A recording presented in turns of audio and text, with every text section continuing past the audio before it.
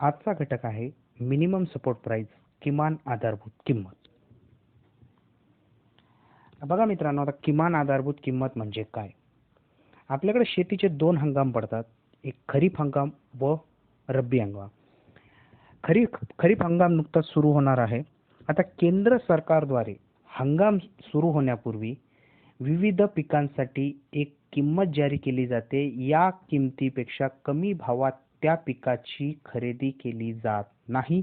त्या पिकास किमान आधारभूत किंमत असे म्हटले जाते. सध्या सरकार विविध 26 पिकांसाठी किमान आधारभूत किंमत ही जारी करते.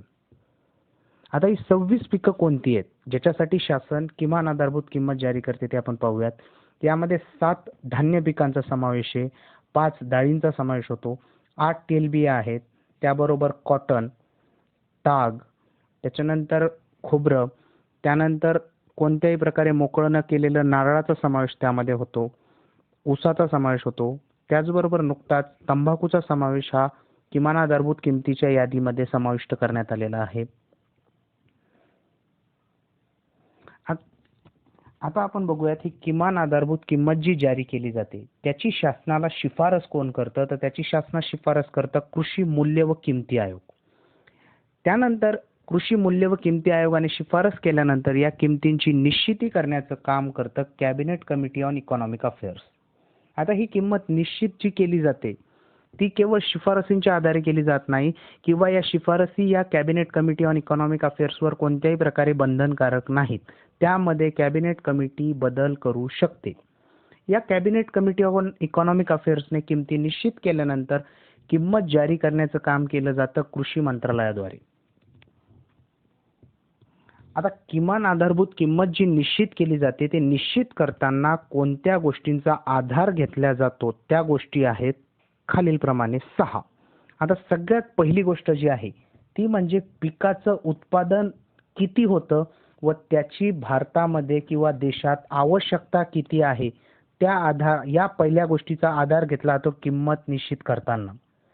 दुसरी गोष्ट आहे पिकाची भारतामध्ये किंवा देशामध्ये मागणी किती आहे व आपल्याला पुरवठा किती होऊ शकतो.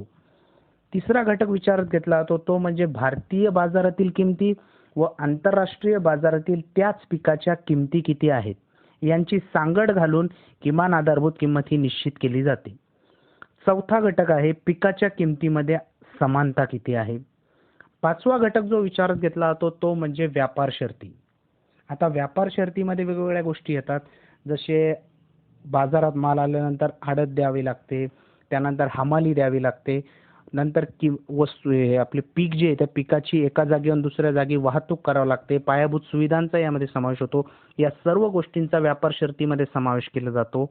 आणि 6वा आणि सर्वात महत्त्वाचा घटक आहे जो किमान आधारभूत किंमत निश्चित करताना विचारार्थ घेतला जातो तो म्हणजे पिकांच्या किमतीचा अर्थव्यवस्थेवर होणारा परिणाम. हा 6वा आणि सर्वात महत्त्वाचा घटक आहे मित्रांनो. आता आपण बघूयात, आपण जे बघितलं की किमान आधारभूत किमतीची शिफारसी जे करतो तो म्हणजे कृषी मूल्य व किमती आयोग. तर या कृषी मूल्य आयोगाची स्थापना झाली होती 1965 साली.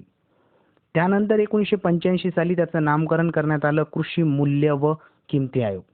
मग जर मित्रांनो आपल्याला विचारलं कृषी मूल्य आयोगाची स्थापना कधी झाली तर ती झाली होती 1965 साली आणि त्याचं कृषी मूल्य व किमती आयोग असं नामांतर झालं होतं 1985 साली. आता 2020-21 खरीप हंगामासाठी किमान आधारभूत किमती नुकत्याच जाहीर करण्यात आलेल्या आहेत. आता यामध्ये एकूण त्यांनी 14 पिकांसाठी किमान आधारभूत किमती खरीप हंगामासाठी जाहीर केलेल्या आहेत आणि त्यामध्ये किती वाढ झालेली आहे ती आता आपण बघूयात. कारण विविध मुख्य परीक्षांना PSI असेल, असिस्टंट असेल, राज्यसेवा मुख्य असेल याचा पेपर 4 मध्ये तसेच पेपर 2 मध्ये किमान आधारभूत किमतीवर कमीत कमी 1 ते 2 प्रश्न नक्कीच येतात मित्रांनो. तर मग आता आपण बघूयात कोणकोणत्या पिकाच्या किमतीमध्ये किती वाढ झालेली व किंमत किती निश्चित करण्यात आली. सर्वात प्रथम आहे तांदूळ. आता तांदूळाच्या प्रति क्विंटल मागे किंमत निश्चित करण्यात आलेली 1868 रुपये व 53 रुपयांची वाढ करण्यात आलेली आहे. दुसरं पीक आहे ज्वारी. ज्वारीची किंमत निश्चित करण्यात आलेली आहे 2620 रुपये म्हणजे 2620 रुपये आणि त्यामागे वाढ करण्यात आलेली आहे 70 रुपयांची. बाजरीचं पीक निश्चित करण्यात आलेलं आहे 2150 रुपये म्हणजे गेल्या वर्षी बाजरीची किंमत असणार 2,000 रुपये प्रति क्विंटल, यावर्षी ती निश्चित करण्यात आली आहे 2,150 रुपये, म्हणजे वाढ किती रुपयांची झालेली आहे? 150 रुपयांची. त्यानंतर येतं नाचणीचं पीक. नाचणीच्या पिकाची किंमत निश्चित करण्यात आली आहे 3,295, 145 रुपयांची वाढ करण्यात आलेली आहे यावर्षी. त्यानंतर येतं पीक मका. मक्याच्या पिकाची किंमत निश्चित करण्यात आली प्रति क्विंटल 1,850 रुपये व 90 रुपयांची वाढ करण्यात आली आहे. त्यानंतर येतं पीक तूर. तुरीचा भाव निश्चित करण्यात आलेला आहे 6,000 रुपये प्रति क्विंटल, 200 रुपयांची वाढ करण्यात आली. म्हणजे गेल्या वर्षी तुरीचा भाव हा 5,800 रुपये क्विंटल असणार व यावर्षी त्यात वाढ करण्यात आली आहे 200 रुपयांची. मूग डाळीचा भाव जो आहे तो 7,196 रुपये प्रति क्विंटल निश्चित करण्यात आलेला आहे, 146 रुपयांची वाढ झालेली आहे मित्रांनो. बघा, हे नोट करून घ्या, तुम्हाला परीक्षेमध्ये नक्कीच याचा फायदा होईल.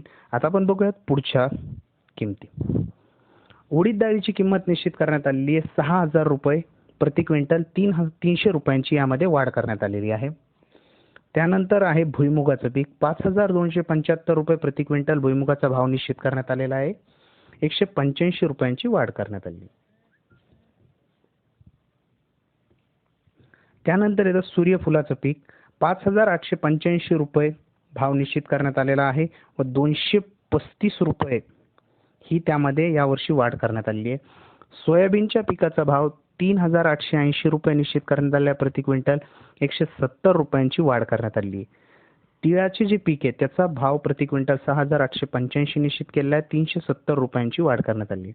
त्यानंतर सर्वात महत्त्वाचं, यावर्षी सर्वात जास्ती वाढ जी करण्यात आली ती कारळाच्या पिकामध्ये किंवा ज्याला आपण नायझर सीड पीक म्हणतो, याचा भाव निश्चित करण्यात आला आहे 6,695 रुपये प्रति क्विंटल, 695 रुपयांची यावर्षी या पिकामध्ये वाढ करण्यात आलेली आहे प्रति क्विंटल.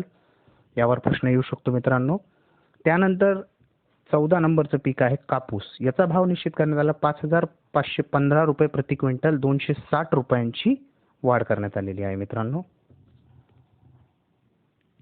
आज आपण इथेच थांबूयात मित्रांनो. धन्यवाद.